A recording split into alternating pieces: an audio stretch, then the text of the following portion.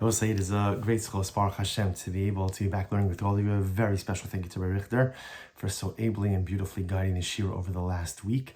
I'll be virtual still for the next week or so, but Baruch Hashem, truly looking forward to engaging again, learning again, steigen again, and growing again, making our way through Avoda Zara. We thank our sponsor, our annual Talmud Torah sponsor, the Hilton Mishpacha of Eretz Yisrael, for dedicating all the Sherman Drushos this year, and the Schus of Besoros Tovos Am Yisrael, the Drezen Mishpacha, for dedicating all the Sherman this month of Av Haba Alim Latova, in the Schus of their parents, and Emeretz Hashem, for Besoros Tovos all of Kalali. So we thank all of our additional sponsorships as well. All additional sponsorship information will be included in this year's description on YouTube and in the notes for the podcast.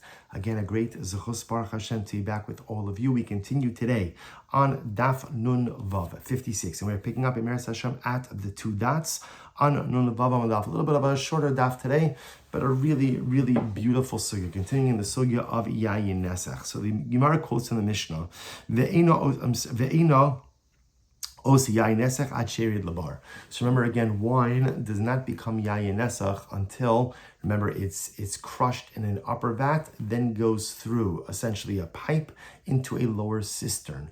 Only, Mishnah said, only once the wine is in the lower cistern does it have the ability to be categorized as Yayin Nesach. So the Gemara says as follows, V'hatanya, we learn Yayin Mishiyikveh. Now, interestingly enough, the Gemara is bringing up a different discussion over here. This is a discussion regarding Trumas and Maasros. Specifically, at what point in time is there a tithing obligation for wine? So now the Brayse says as follows, Yayin Mishiyikveh. Ultimately, again, when does wine become subject to Trumas and Maasros? Mishikva, when it begins to foam. Rashi says very Yayin Mishikva, it's in the short lines. Third line in Yayin Mishikva, Havi Gemar Melacha le'inyan Maiser le'aser bo shtias arai. So once the wine itself begins to foam, it is considered to be finished. Because it's considered to be finished, ultimately, again, you're not even allowed to have what's called shtias arai. Shtias arai means, even a non-set or non-kavua drinking that's taking place. So remember, before let's say the wine has reached its finished state, one could drink from it, we'll call it casually, without having to tithe it. Once however it reaches finished state, one cannot partake of it even casually without first tithing it. Now the Gemara says, at what point in time is wine considered to be finished for tithing purposes? When it foams, when it develops foam. Rashi says, the Gemara goes on, Gemara says, Amarava, solo kashas. We'll say now, here's the contradiction. So the Gemara is operating under the assumption over here that whatever is considered to be, a finished state, so that wine can become Yayin Nesach, should also be the same finished state at which point it becomes Chayiv in Trumas and Maasros. So the Gemara says as follows. So interestingly enough, when it comes to, so the Mishnah said, when is wine finished in terms of Yayin Nesach? When it gets to the lower vat. As soon as it comes into the lower vat, it's fit, so to speak, to become Yayin Nesach. Meaning, in other words, it's considered to be a quote-unquote finished product, and therefore it can be made into Yayin Nesach. The Brayse says, when is wine considered to be finished for Meiser purposes, for tithing purposes? When it foams. So it's a contradiction. So when is wine considered to be a quote-unquote finished product? Is it when it foams, or is it when it goes into the lower cistern? So the Gemara says, is that a contradiction? Two different opinions. It's machlokes. Machlokes as to when wine reaches its finished state. So two different opinions. This nan, Yayin Mishiyeri the bar, Rabbi Kiva Mishiyikve. So the Mishnah says as follows, at what point in time is wine considered to be finished so as to trigger a tithing obligation? So the Tanakama says, the Rabbanon say, when it goes into the cistern. Rabbi Akiva says, only when it develops foam. Okay, so therefore the Gemara says, fundamental machlokes as to what point in time is wine a finished product. Again, Rabbanon, which is the opinion mentioned, sees the opinion mentioned in our Mishnah, as soon as it goes into the lower cistern. Rabbi Akiva, once it begins to foam. Ibailu. So Marna asks, the Kasha, Rabbi Akiva, kipui debar or kipui dechavis? So interestingly enough, so apparently in wine production, there's two different times in which foam begins to form. One is in the cistern and one is in the barrel. So when Rabbi Akiva says that wine is considered to be a quote-unquote finished product, we're assuming now both for tithing purposes and that it's now fit to become Yayin Nesach, is that talking about, is it foaming in the cistern or is it foaming in the barrels? Obviously, again, the barrel is a later stage because after the wine does whatever it does, ferments a little bit, sits a little bit in the cistern, then it's poured into barrels. So Rabbi Akiva says that foaming, or when it begins to foam, or when foam begins to form is the finished state, is that the foam in the cistern or the foam in the barrels. So the Gemara says, Tashma, so Disanyo, yain mishiyikve, afa pi shekafa, kolit min hagat ha'alyona min atzina v'shosa. It's interesting enough, so the Gemara quotes the Brisa that says as follows: wine, when it begins to foam, even though it has begun to foam, let's just translate this, even though it has begun to foam, you're still allowed to go ahead and take some of the wine from the cistern, from the gat ha'alyona, the upper vat, umin hatzinor, or from the piping, v'shosa, and you could drink it. You could drink it. What do you see from here? Shmamina, kipoy debar karminan shmamina. So take a look at Rashi for just a moment. Rashi says, V'afapi shakafa, mash shebabar, kolit minagat al yona, v'shosa, sha'osa shlo yorad labar, lo nigmar malachto. So this is actually very interesting. So what the Gemara is saying is like this. The Brisa is saying is like this: that if wine begins to foam in the what we'll call the cistern, even though wine in the lower cistern or in the cistern has begun to foam, the Brisa says you're still allowed to go ahead and take wine from the upper vat, that's the vat where the crushing takes place, as well as from the pipe. Remember again, you have the upper vat in which the crushing takes place, a pipe which then takes the liquid down to the lower vat, or what we call the cistern. The cistern. So the Gemara says, even though, the Brisa says, even though the wine has begun to foam in the lower cistern, you're still allowed to go ahead and take juice, wine, from the upper vat and from the pipe. In other words, what's the chiddush over here?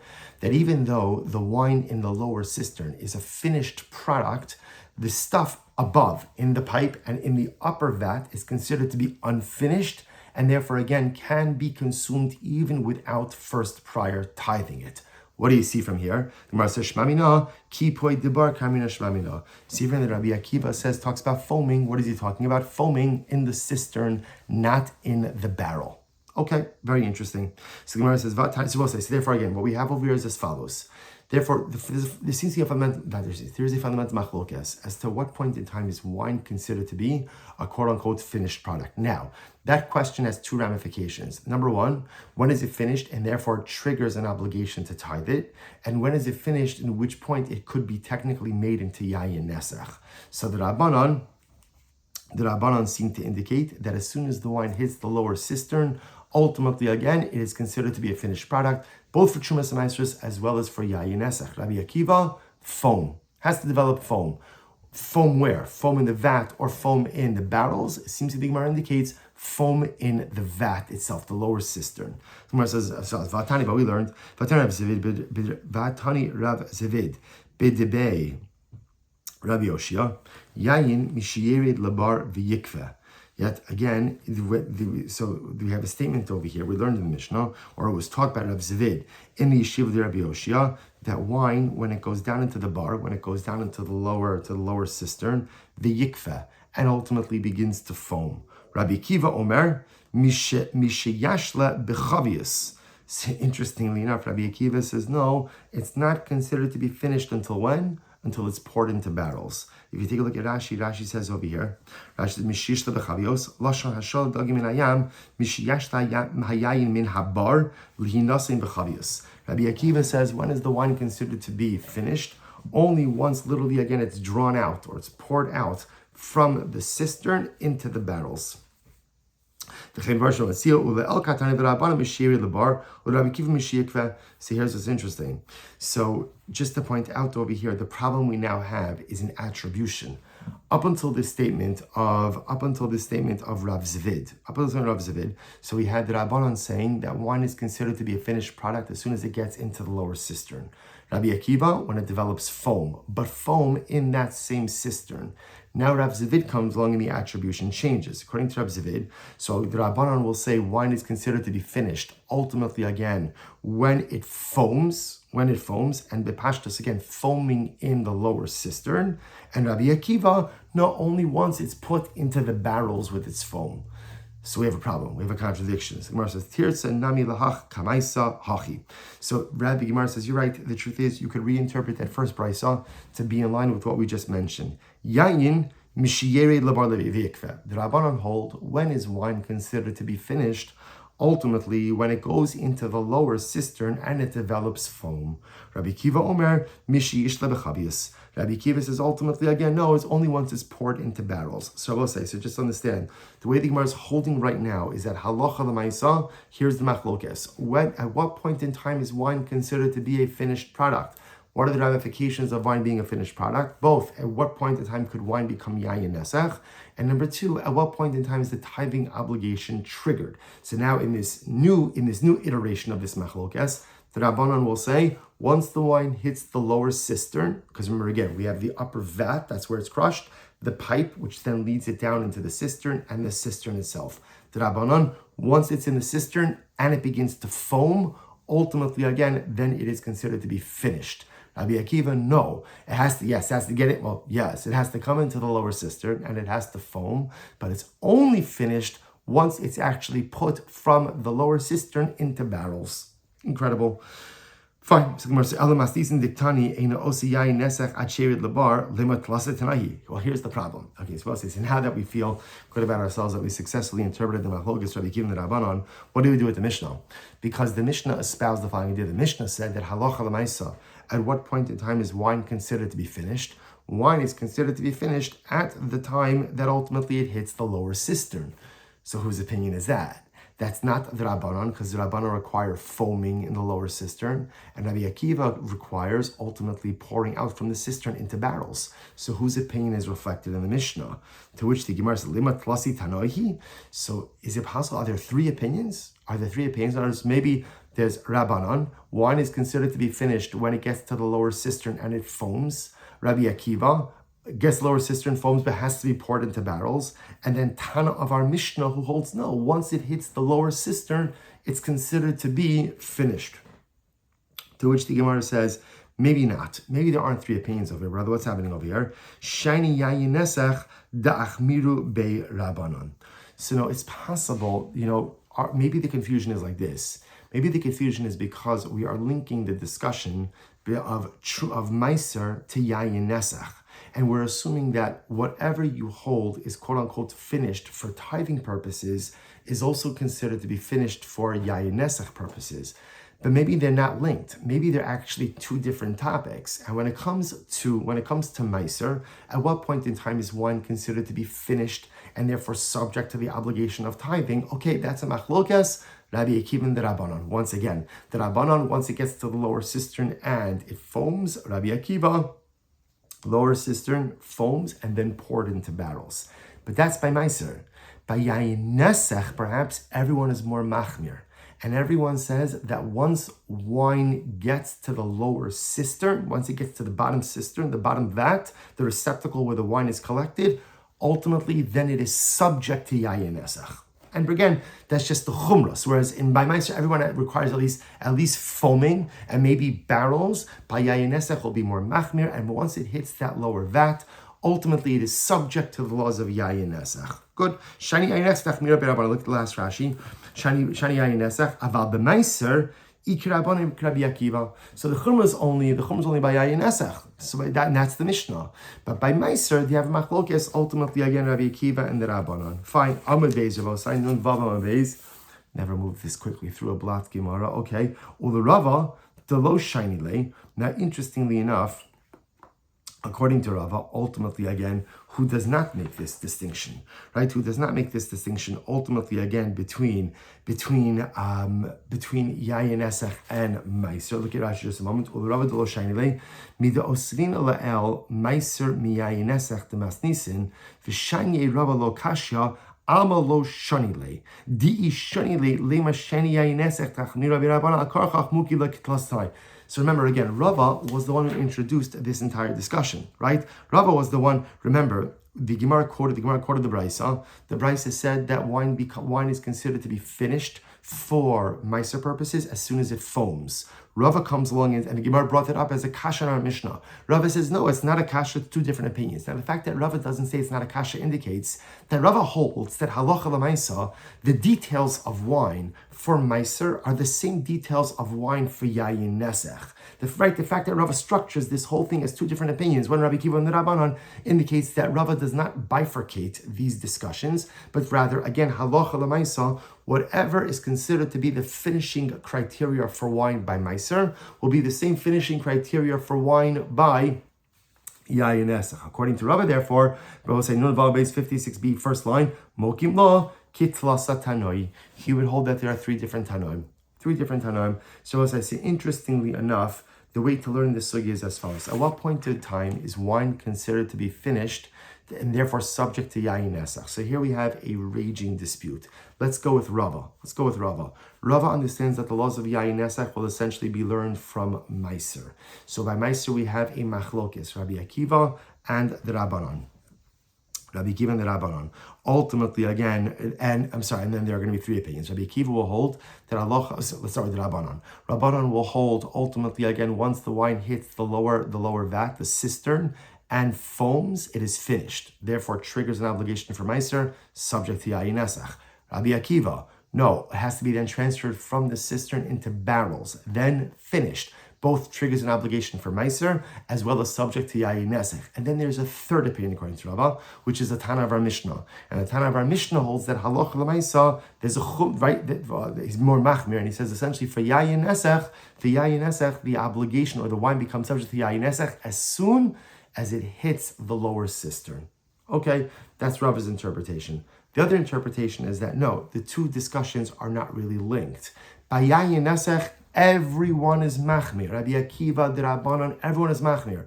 That as soon as that wine hits the lower cistern, it's considered to be finished and therefore again subject to or susceptible to becoming yayin nesach. By meiser, we have machlokes. That's a machlokes Rabbi Akiva and the Rabbanon. Okay, and again, the Rabbanon saying once it hits the lower cistern and foams, Rabbi Akiva only once is transferred to barrels. So two different ways of understanding this particular sugya. Incredible. Let's go weiter. Mashe babar aser v'ashar motar. So interesting enough, the Gemara said. So remember, whatever is in the bar, right? Whatever is in the cistern, ultimately again is going to be aser. But the rest of the wine and the other parts of the, we'll call it the pressing apparatus, will be mutter. So we'll say, so now again, so b'pashtos, what this means is like this, right? So if you can imagine, you're pressing, right? We've got a person pressing the grapes on the upper, we'll call it upper receptacle.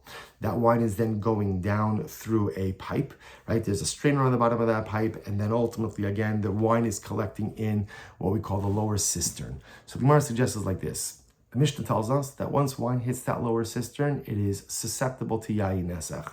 But anything else in the other parts of the pressing apparatus will be mutter. Because remember again, essentially until it's finished, it can't become yayin nesach. So the Gemara says an interesting qualification. Amrav Huna, lo shelo ella shelo hichsir gargusani legat.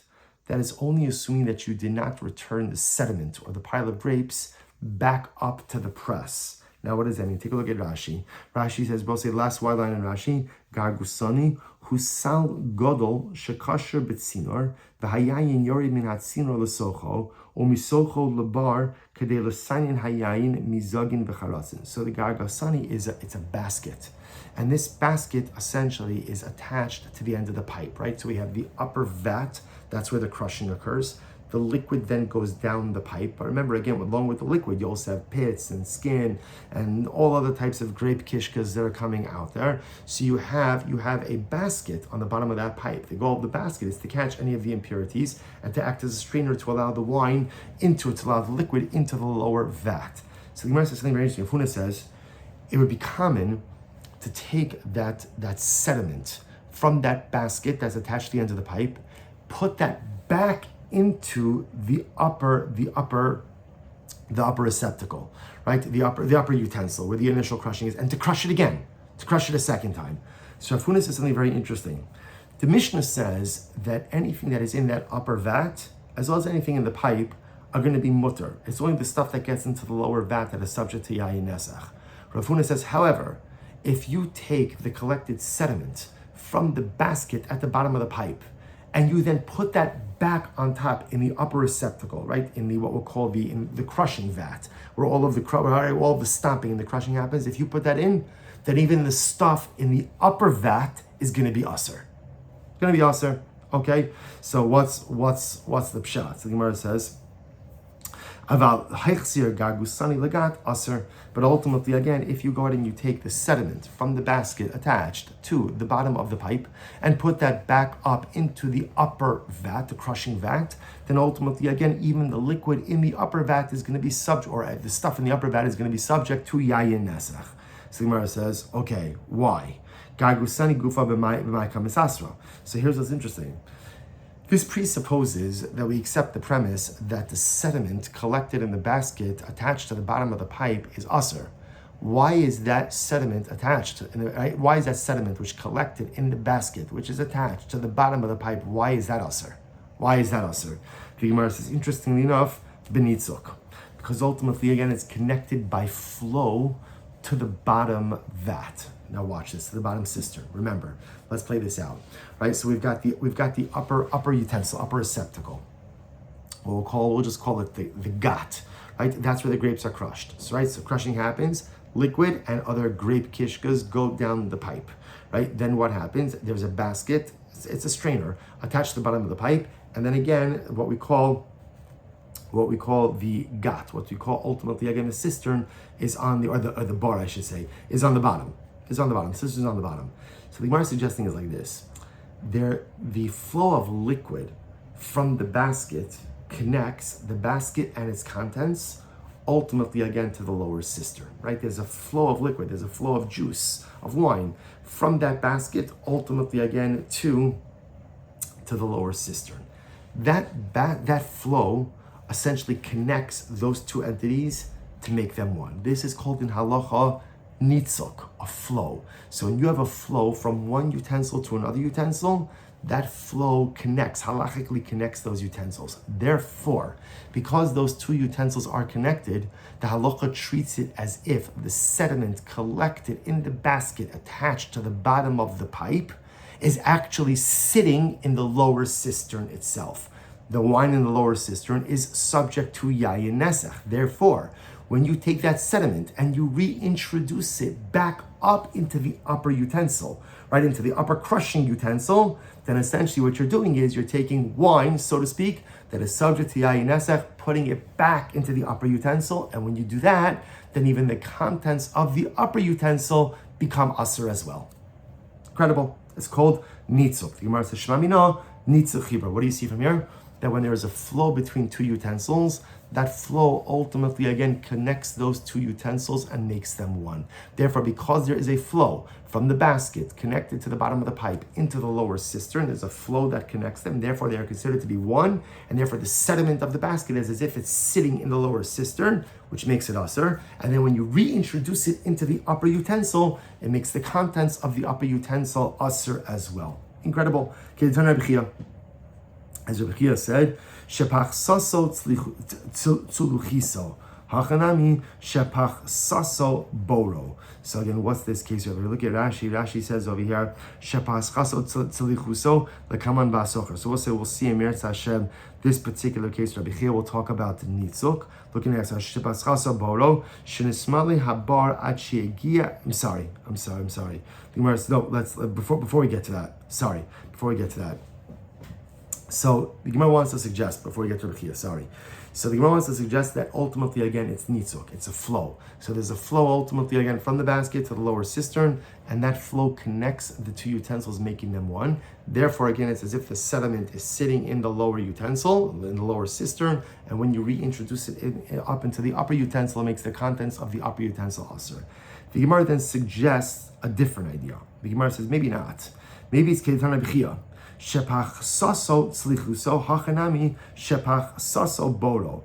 Maybe there's a different case over here. Maybe the case over here is where the bottom cistern itself became so full that the actual basket that is attached to the bottom of the pipe is submerged in the lower cistern. You hear this? So it's not a question of flow. In other words, the concept of nitzuk says that even if there are two utensils and those two utensils are distant from each other, but there is a flow of liquid going from A to B, those two utensils are considered to be connected, even though they are geographically distant. Comes on Rabbi Chia says, maybe that's not the case. Maybe it's much simpler. You don't have to rely on nitzuk. Maybe the case in question over here is where the wine in the lower cistern rose to the point where literally again the basket is submerged into the lower cistern. The wine level of the lower cistern raised so much that literally again the basket and its context are submerged in the lower cistern. If that's the case, then it makes sense, because then the sediment, right, that collects in the basket attached to the bottom of the pipe ultimately is submerged in the wine which is in the lower cistern, which the Mishnah says is subject to yayin nesach. So therefore, if you subsequently collect the sediment, reintroduce it into the upper utensil, ultimately it makes the upper utensil and all of its contents going to be asur. Okay, incredible. Let's go right here. Gemara tells a story. Hu yinuka, the Tana Avodas kochavim b'shis shani. So there was a young child. Who had mastered all of Mesechas Avoda Zara, right, within 6 years. B'shis shani, right, within 6 years, a very young age. Rashi says over here, now it's interesting. B'shis shani makes this, perhaps could be read as he mastered it in 6 years. Rashi says, no, b'shis shani ben sheish shanim. He was 6 years old. 6-year-old child ultimately again mastered Mesechas Avoda Zara. Okay, now both say, by the way, you might ask yourself, why does the Gemara have to tell me this? So a very simple Musar Haskell, beautiful Musar Haskell, that you could accomplish whatever you put your mind to. There are things in life that seem impossible, and there are things in life that just seem so profoundly overwhelming, and because they look like such an uphill climb, and they look like such an overwhelming just mountain that I can't scale, we give up before we even try. And every once in a while, what the Gemara does, the Gemara like kind of like sprinkles these incredible nuggets of just ridiculous optimism that tell us if we apply ourselves, if we really apply ourselves and really push ourselves, there's no telling what we could accomplish. Say, it's impossible, it's limitation. Really? A child 6 years old ultimately again mastered Mesechas Avoda Zara. Now you may say to yourself, he had a photographic memory. I want to tell you something. I believe, perhaps, if that was the case, the Gemara wouldn't have said it. You know why? Because there is no great kunz in mastering something with a photographic memory. For one simple reason. A photographic memory is not something you did, right? You didn't earn it. A photographic memory is a gift to HaKadosh Baruch Hu ultimately gave you. It's the same way no one gets a shkoyach for being 6'5". Oh, shkoyach, you grew to you really must have done something amazing that you grew to 6'5". If you're 6'5", shkoyach, good for you. That's Kadosh Baruch Hu made you. And if you're 5'5", you don't get, you know what, Nebuch, you're really underperforming. 5'5", we really expected you to be 5'7". What are you talking about? This was conferred upon me. These are circumstances. This is actually Gemara Mesechas Nida. The Gemara says the Malach Hamamuna Arai, right? The Malach in charge of pregnancy brings the pregnancy to Kadosh Baruch Hu and says, Tipa Zuma Te'ela. What's going to be with this child? And in fact, two of the questions are Aruch or Gutz, tall or short? Tall or short? That's it. So if we were talking about a child with a photographic memory, I don't think the Gemara would have mentioned it, because a kid with a photographic memory is no different than someone who's tall. You don't get a shkoyach for being tall. You don't get a shkoyach for being short. You don't get a shkoyach for having a photographic memory. Those are things, those are circumstances that the Ribono Shel Olam conferred upon you. So the fact that the Gemara goes out of its way to tell us, because it's really not a relevant part of the story, the fact that the Gemara goes out of its way to tell us that there was this child who mastered Avoda Zara, Mesechas Avoda Zara, 6 years old, tells us, Ein davar omed bifnei haratzon. There is nothing that stands in the way of your will to accomplish. There is one thing that stands in the way of your will to accomplish, and that's you. We often stand in our own way. Now, there are perceived obstacles, but those obstacles, if we set our mind to it, could often be overcome. If a child 6 years old could master Mesechas Avoda Zara Abosai, that means that we could accomplish the very things that we set our mind to as well. And if we don't accomplish, we have to be honest, we have to introspect, and we have to recognize that more often than not, the reason we don't cross those finish lines is often because we didn't want it badly enough. But if you want it, if you really want it, nothing is beyond reach. Let's go weiter. So there was this kid who mastered Avoda Zara, 6 years old. They asked him the following kasha, Mahu lidroch ima ove kochavim begat. This is an interesting case. What is halacha? Is a Jew allowed to crush grapes together with an akum now again, in this case, it's the akum's vat. So the akum wants to hire me to crush grapes with him. Am I allowed to do that? And the child answered, yes, you're allowed to. you're allowed to go ahead and crush grapes with the akum in his vat. Whoa, the Gemara says, 1 second. But 1 second, the akum could go ahead and make it yayin nesach, right? It's his wine, it's his vat. He can make it yayin nesach. He can make it yayin nesach. Ultimately, again, how could the Jew participate in this? Rashi says, so again,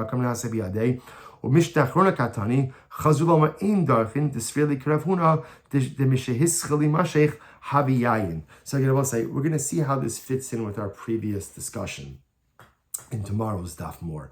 But for now, the Gemara says, right, so they asked the kid, a Jew, crush grapes together with a Gentile in the Gentile's wine press. The Gemara says, the kid said, yes. And how could you say yes? After all, the akum can make it into yayin nesach, and then the Jew is essentially crushing yayin nesach. To which the Gemara says, Ditsari le biyadei.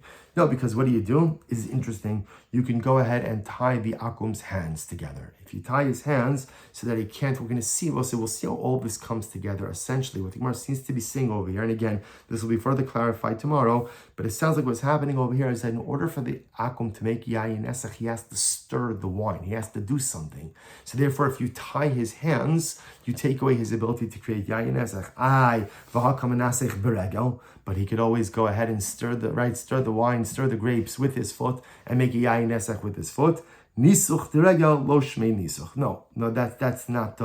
Ultimately, again, that's not what an akum would do. In other words, we'll say yayin nesach. Remember, again, is libational wine. Sefer is theological wine, is religious wine. So an akum, if he's going to make something for his avoda Zara, he's going to do it in a bakavadik way. He's going to do it with his hands. He's not going to go ahead and do it with his feet. So therefore, as long as his hands are tied, there's no concern about the akum making it yayin nesach. Again, we're going to need greater clarification of that in tomorrow's daf. Uvda, another story. The Hava ben Arda, the Dashu Yisava Ovi Kochavim Lahu Chamra. So this is actually very interesting. There was another story. What's the other story?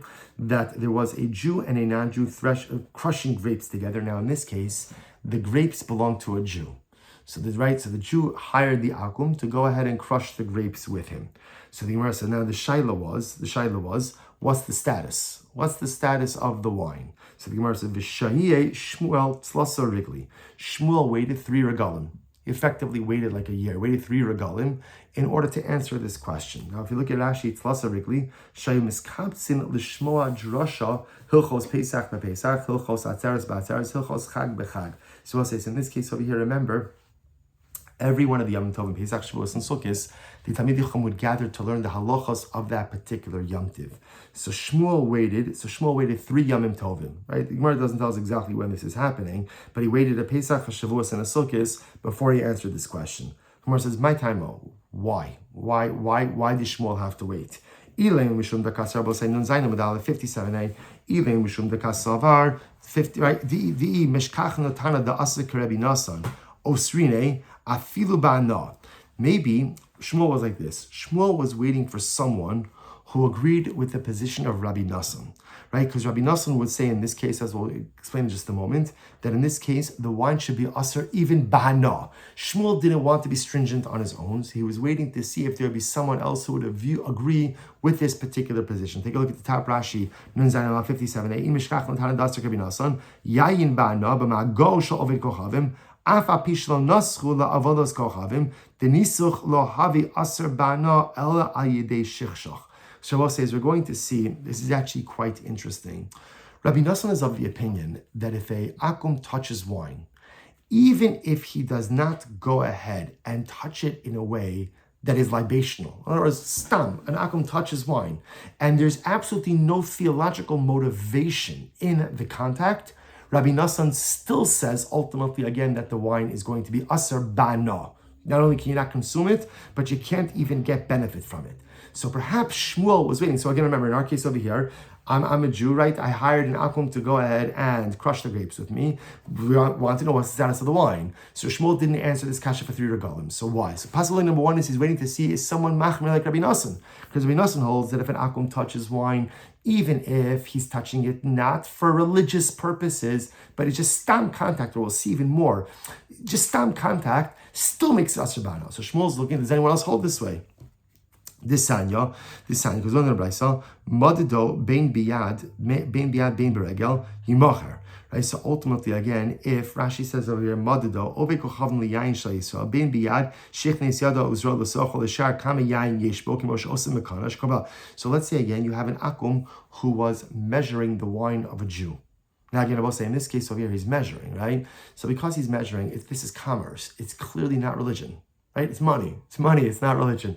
See, he's measuring the wine, so the halacha still is, right? Yimacher. So the Tanakama holds you have to sell it. Ultimately, meaning you shouldn't drink it, but you could get hana from it. Okay? He touched it, so therefore the akum touched it, you shouldn't drink it, but ultimately you still get hana, so you should sell it, and you're allowed to keep the proceeds. Rabbi Nassan Omer, biyad aser beregel mutter. Rabbi Nassan says no. Rabbi Nassan says if he touched it with his hands, it's aser. And aser means ba'achila and ba'ana. You can't consume it and you can't get benefit from it.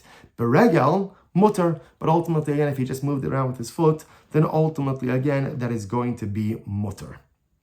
So the Gemara says, 1 second.